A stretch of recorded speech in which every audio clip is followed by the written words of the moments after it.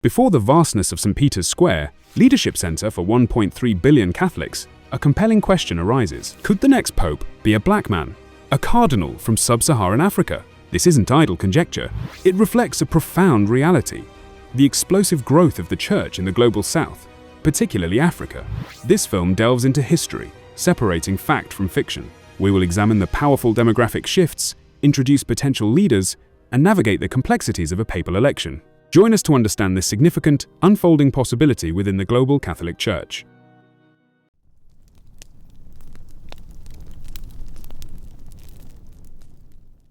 Indeed, history records three: Saint Victor I, Saint Miltiades, and Saint Gelasius I, who reigned between the late 2nd and late 5th centuries. However, a crucial distinction must be made. These men hailed not from Sub-Saharan Africa, but from the Roman province of Africa, encompassing modern-day Tunisia, Algeria, and Libya. This region, part of the vast Roman Empire, was populated by Berbers, Punics, and Roman settlers, ethnicities distinct from those south of the Sahara. Applying modern racial categories like black to these ancient figures is fundamentally anachronistic. Saint Victor, likely of Berber origin, notably asserted Rome's authority in the Easter date controversy. Saint Miltiades, also likely Berber, navigated the era of Constantine and the Edict of Milan, ending persecution, and crucially dealt with the North African Donatist schism. Saint Gelasius, called Nachon Afer, was a prolific writer who defined papal authority with his famous Two Swords doctrine.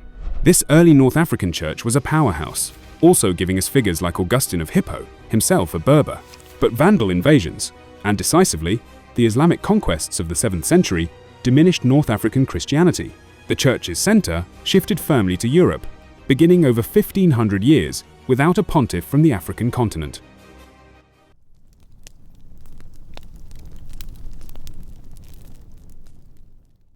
If history offers no precedent for a black pope, the Church's present paints a dramatically different picture.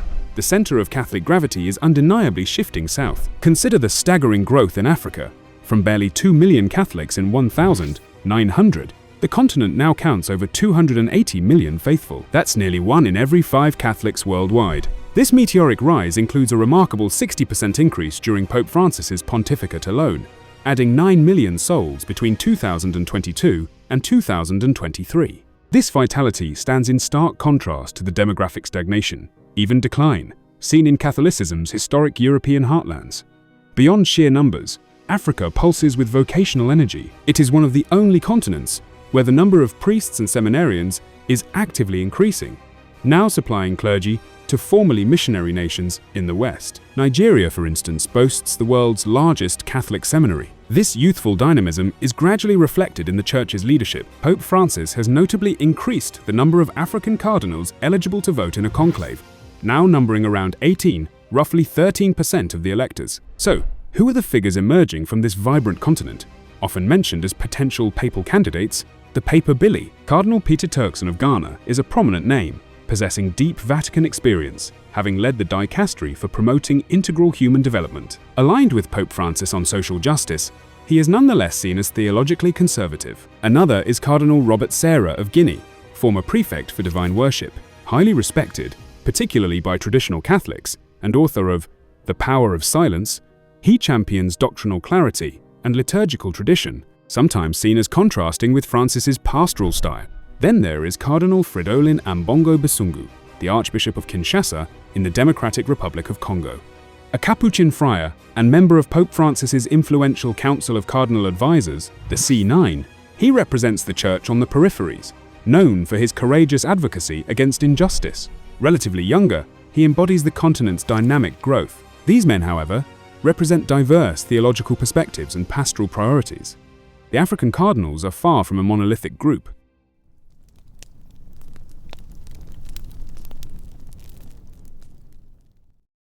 The path to the papacy winds through the intricate procedures of the papal conclave. Electing a pope requires a formidable 2/3 majority, currently around 90 votes, from the approximately 135 cardinal electors. This necessitates building broad consensus across continents, languages, and theological viewpoints. Crucially, no single geographical bloc, including the growing African contingent, commands enough votes alone. Centuries of European, particularly Italian, leadership have ingrained certain perspectives within the Vatican structures. While overt prejudice seems unlikely, subtle factors like unconscious bias or concerns about navigating complex Western issues might play a role. Deep administrative experience within the Roman Curia has often been favored, though Cardinals Turkson and Serra possess this. Furthermore, the African cardinals themselves hold diverse views. They do not vote as one.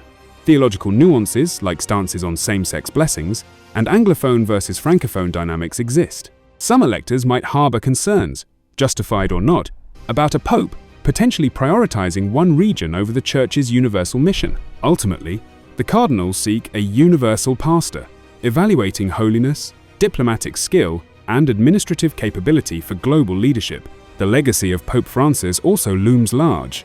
The next conclave will inevitably respond to his pontificate, seeking continuity, correction, or perhaps a bridge builder. Therefore, while the election of a black pope from Sub-Saharan Africa is more plausible today than ever before, prediction remains impossible. The conclave is a complex interplay of faith, human judgment, global politics, and the perceived needs of the Church. The symbolic weight would be immense, but the cardinal's task is to discern who can best lead the entire flock.